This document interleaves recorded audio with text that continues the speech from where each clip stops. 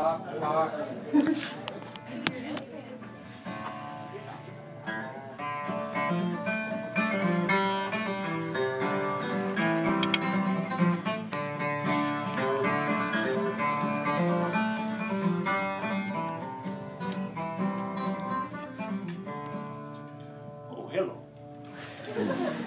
Up here in the Pacific Northwest, there's this fella I want to tell you about. His initials are TD. No, he's not the dude, but he's every bit as accepting and non-judgmental as the old duder. Character quality all of us could stand to emulate a bit more, don't you think? Now this here fella, and I'm talking about Tim Dobson of Everett, Washington. This here fella, well, he's just the fella who fits in every possible way. He's a man for his time and place. And I'm going to try and do his legend a bit of justice. Old Tim, he was interested in seeing his saga narrated in epic fashion. So I'm going to try to channel the muses in such a way as to create an epic poem. Well, here goes. Stand back and looky here. Vocalize through me, ye mighty muses, and allow me this tale to impart. The story of he who refuses to be false to the strength of his own heart. Back in '93 on Christmas Eve, the 10th child named Dobson was born. And reared as he was to achieve, he found himself too often torn twixt siblings whose ages ranged more than 23 years. With so many Dobsons hanging around, it was almost easy to disappear.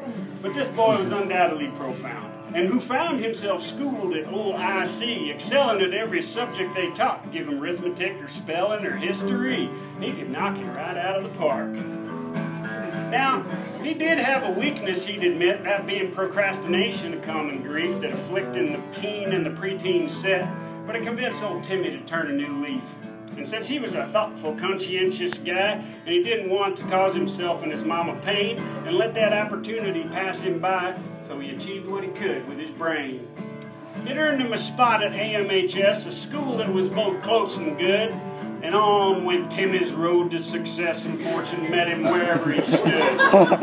Paced the road, the dramatic stage like he owned it. The time he played old Lib Scrooge, he were mean and cantankerous like that Dickensian nightmare, and old Tim just did it up huge. And then once he was Buffalo Bill in Annie Get Your Gun, and his mustache was as big as Capitol Hill and must have weighed about a metric ton.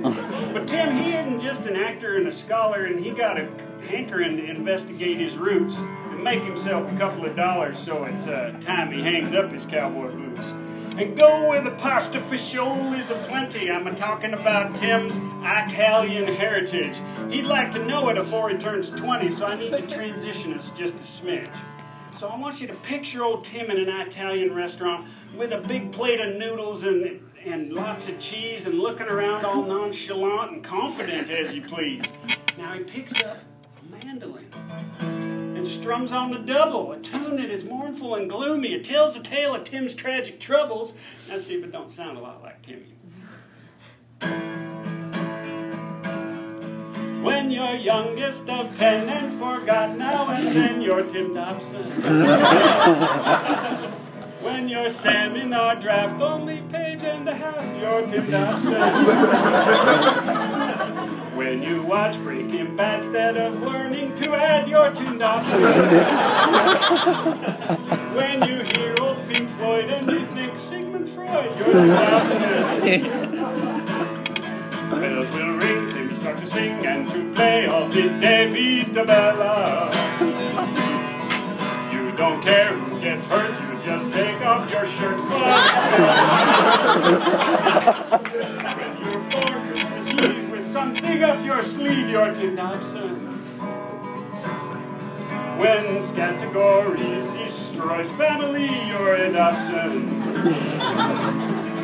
When you take a year off and the people, they scoff at Tim Dobson. Throw a punch in their eye and say, kiss my behind, I'm Tim Dobson. You see what I mean here? You can just picture old Tim winning over an audience anytime he chooses. The guy is just plumb filled to the brim with a charm that guarantees he never loses. Now, who knows what's in store for old TD? Could be a life spent studying scientific folderol, or maybe dispensing drugs in the pharmacy. Or he could be on Broadway taking a curtain call. I guess we'll just have to wait and see. In any case, it's good to know he's out there taking it easy for all the rest of us. And maybe someday there'll be 10 more little Dobsons and the human drama will carry on ever thus. So Tim, I salute you for your amazing generosity and flair. It was a pleasure being your teacher, your audience, and damn boy, you got some fine hair.